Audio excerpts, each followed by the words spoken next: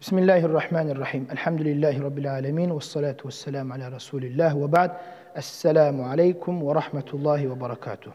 Ayavlu kardeşlerim, yurtlularım, Allah'a min maqtav bolsun. Bir ay artta tükeleyi yaşitler salğanıq sadaqa taşlanmaqlıq üçün. Yetişip bolmayğan simyalağa qol yalğayıq kömeyete ektib aytıb. Min maqtav ayыбыз bitti, ahırına yetti.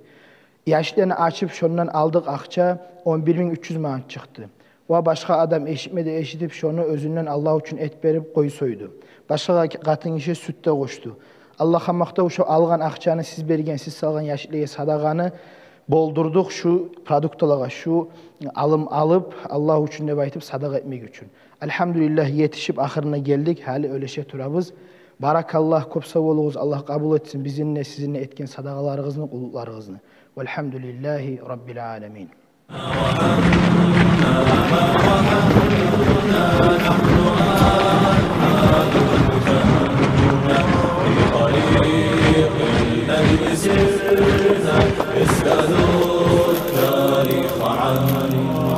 Yani Allah razı olsun şu sadaqa etkilerinde, şu sadaqa eteceklerinde, sadaqa koşulğanlarında.